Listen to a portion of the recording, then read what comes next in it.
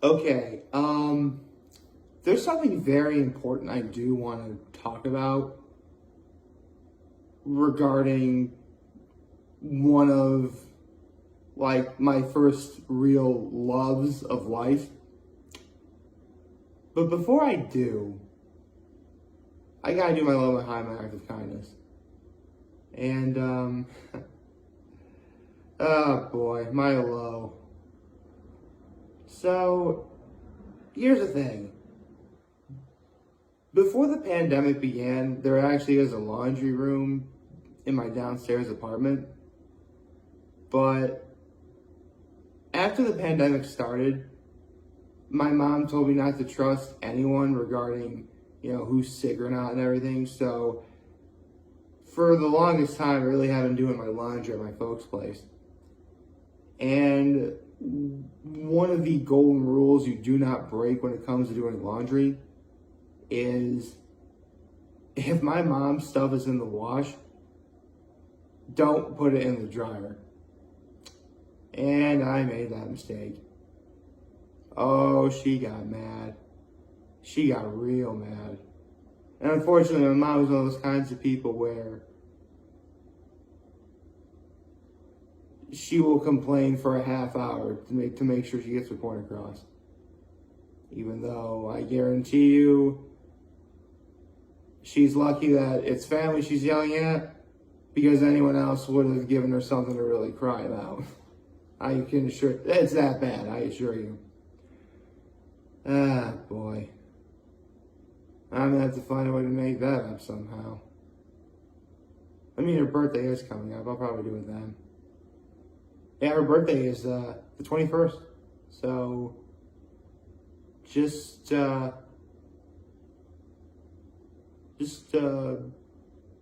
week from Monday. So, I'll probably be getting her a card and stuff. I'll be doing that soon. Okay. But my high is, last night it was just me and my dad because my mom got home from work later. And no kidding, we actually went to Charlie's for the first time this is the first time I think I've been to Charlie's in years. Definitely before the pandemic started. And I forgot how good Charlie's was. It's really good. Especially when they have an old school sub Philly. If you don't know, Charlie's is a sub. Is like a submarine sandwich restaurant chain. Thank you. So think Subway, but way, way, way, way better. Yes, it's so good. I legit did poor grammar right there just to prove my point. I should have said much, much, much, much, much better. That's what I should have said. But yeah, it's Philly cheesesteaks and they're great. Man, I would go to Charlie's all the time before a few years ago.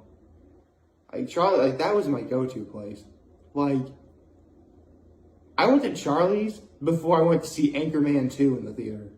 I remember that. Charlie's was no kidding. When Subway had the huge popularity boom that it had in the early mid 2000s. So for me it was 2004, 2005. No, it was 2005.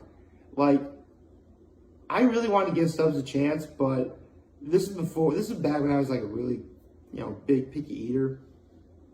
And I didn't like cold cuts or, cold raw vegetables and stuff like that. I didn't like that then. I like it now, obviously. But my dad took me to Charlie's. No, the first time I ever went to Charlie's was my freshman year of high school. And it was when we were getting ready for Pops. I remember I was a choir boy. And if any Horseheads High School alumni are watching this, y'all know what Pops was. And this is my freshman year. And that was when the theme was Disney. Oh, man. I mean, I never really was Here's the thing. As much of an entertainer as I wanted to be, I really was always afraid of doing solos or whatever. But man, if I could do all 4 pop shows again, well, except for, honestly, like the last one was like New Orleans theme, which, I'm not gonna lie, New Orleans music kind of gets lost in translation. But, I honestly don't know what Disney song I would do. Because remember, this is pre-Frozen, or pre-Moana, or pre-Tangled. So any songs from those movies didn't exist yet. I know what I would do. Anyway, I'm getting sidetracked. And my act of kindness was I helped my dad bring food home for my mom. We got my mom a sub from Charlie's, obviously. So actually, before I talk about the main thing, like seriously, if you see Charlie's, go there. It's really good. Like Charlie's. Charlie's is good. And you also gotta get their fries too. Charlie's is amazing fries. Holy cow! Like normally I would have gotten like they're fully loaded with the cheddar bacon and ranch. And this is like back then it was just cheddar bacon. Again, it's just I was such a picky eater back then. I didn't even like ranch. Can you believe that? All those wasted years. All right, I should probably explain. I do like ranch. I like it on many things. Keep it away from my chicken wings though. Okay. Like, this is a blue cheese apartment, okay? For wings, blue cheese, except no substitutions, okay? That's actually I shouldn't really. Well, listen, at the end of the day, you're able to eat what you want. I'm not really going to stop you. In fact, full disclosure, last time I was at Elbow Room, a friend of mine had wings with ranch. I mean, I could have judged her for it, but I like her, so it's cool. Not like that. She's married. No, she's my friend. I like her as a friend. That's how we do. That's what you gotta do. Okay. Let's talk about the main thing I want to talk about. But first, good morning, happy Saturday. And it's actually really fitting I'm talking about this on Saturday because I would watch this show all the time on Saturdays. If you grew up in the 90s, you knew. Well, you wouldn't know it yet, but Pokemon was on the horizon, and it just took over the world by storm. In fact, I just looked this up, I looked this up the other day. Like the highest grossing franchise ever in the world right now is Pokemon. I believe its gross is 20 billion altogether, all worldwide. Like, I know, like, it's like number 1, more than the MCU, more than Harry Potter, anything. Like, it's Pokemon.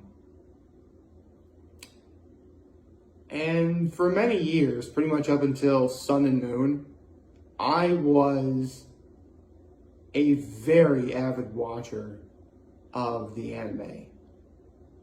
I mean, Black and White kind of lost me a little bit, but man, to this day, I still remember the days of X and Y, where at that time I would have told you that was the greatest team Ash Ketchum ever had. And if you're a Pokemon fan, specifically if you like Ash Ketchum as a character, because that's the thing, Ash Ketchum really is, you can say whatever you want about him never aging and stuff like that. He's a good boy though. I've never taken anything away from that. And if you were a fan, you would know how heartbreaking it would always be to see Ash lose and not win a championship. When he finally won Alola, like, there was a collective sigh of relief and then cheers of joy when Ash finally won the Alola League, which would have been Sun and Moon, after X and Y. Which is around the time a lot of people had a mass exodus of watching this series avidly, including me. I mean, I've seen that final battle, of course, but, I just feel that, that's just how it was. So, if there was ever any doubt that Ash Ketchum would ever become a quote-unquote Pokemon master, like, when he won Alola, that doubt was already starting to disappear. And no one really knew what to expect when Sword and Shield was coming out, which would have been Gen 8, this previous generation. Speaking of which, I believe Scarlet and Violet's coming out soon. I think it might be this upcoming week. Perfect timing. So, no one really ever knew what to expect with this new season. Especially when Sun and Moon really took a huge change in direction when it came to how that series would progress. Because Sun and Moon really was more everyday slice of life kind of episodes. Meanwhile, the previous generations, the Indigo League, the Orange Islands, the Johto League, Advance, which would have been the Hoenn League, Diamond and Pearl, Black and White, X and Y. That was definitely more of a journey. And obviously, the episodes are more talking about the journey is, the fun and getting to the destination, that sort of logic. Where Sun and Moon was more everyday slice of life. No one really knew what to expect with Sword and Shield. And I really felt like they kind of got like a mixture of both from what I've seen. Because Ash was traveling to different regions for every now and again, even going back to Pallet Town and Kanto. But there would take some time to show some new stuff and some really important battles and stuff, and that was great. Never did I think that the series would take the turn they did and have what was called the Masters 8. Which, if you don't know what that is, basically like the 8 greatest trainers in the world. Each one is pretty much a respected champion of a specific region in their own right. Like, the Masters 8, what consisted of Ash, obviously, because I know he's the main protagonist, but, come on. He earned it, especially when the reason why he got in was because he was the world's first Alolan League champion. Oh, yeah. When Sun and Moon was airing, that was the first time the Alola region had a Pokemon League, and Ash won it. So, first ever Alola League champion, not to mention all the other accolades Ash got over the years, including second in Kalos, the Final 4 in Sinnoh, top 8 in Johto and Hoenn, top 16 in Kanto. I think he had top 16 in Unova too. The Orange Islands League champion. Like, seriously, all those accolades, Ash deserved being the Masters 8. So the Masters 8 consisted of him, Iris, who was not only one of Ash's traveling companions in Unova, but she's the Unova League champion. Lance, remember Lance from Gold and Silver? All those 3 Dragonites, he's there. Obviously, I think he's representing both Kanto and Johto. I don't know. I don't remember that part. Steven, who's obviously Hoenn's champion. Diantha, Kalos' league champion. Cynthia, Sinnoh's league champion. And finally, Leon, who is the champion of the Galar region. And the ultimate person Ash had to beat if he wanted to win it all. Spoiler alert, he won it all. After 25 years, Ash Ketchum has become the world champion.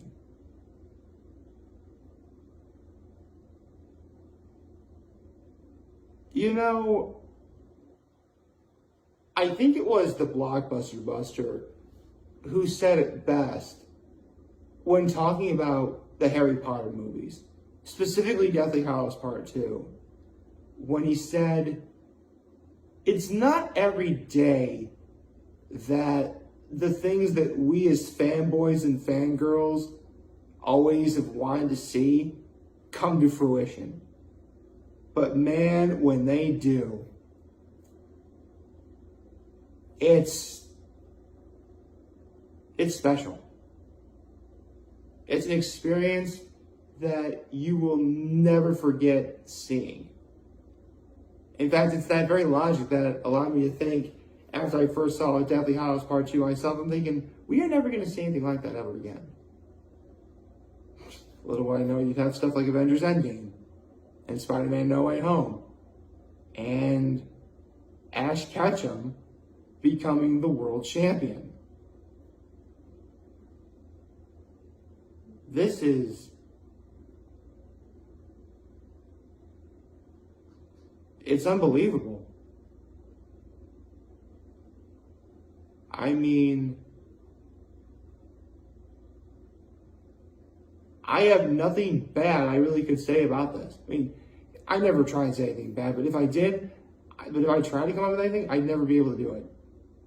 Because, you know, he did it. He finally did it. And yeah, I know it's writing and everything, but come on.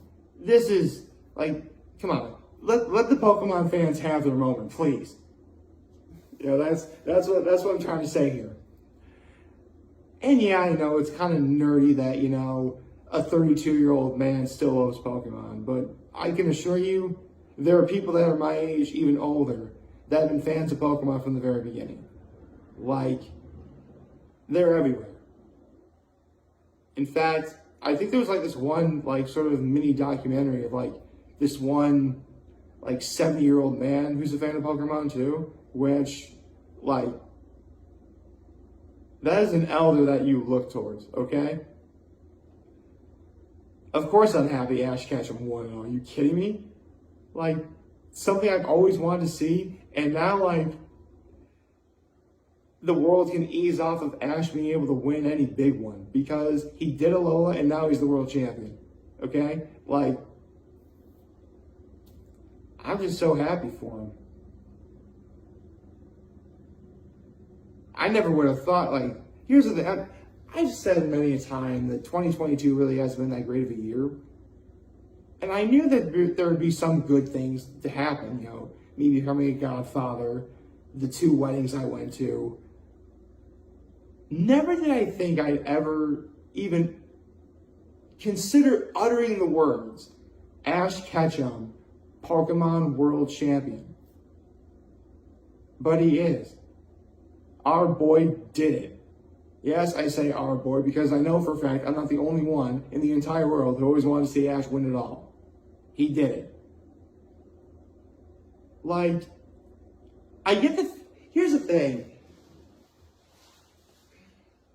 Because of a lot of people having a mass exodus of the series, specifically when Sun and Moon was coming out, to like the animation being kind of wonky and stuff like that, it really was kind of hard to pay attention to everything. I mean, I pay attention to key moments, stuff. I would watch them.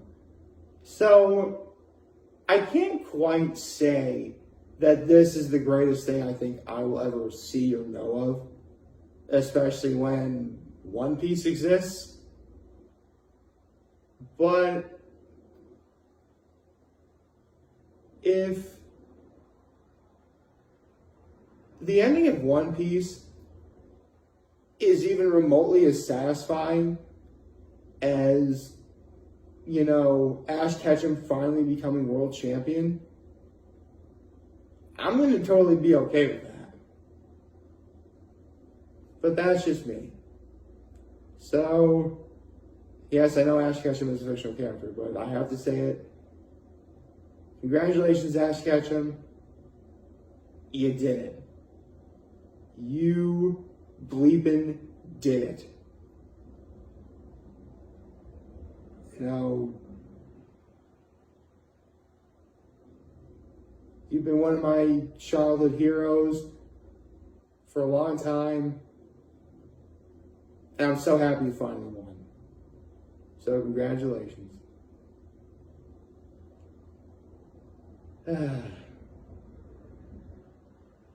This is good. I feel good.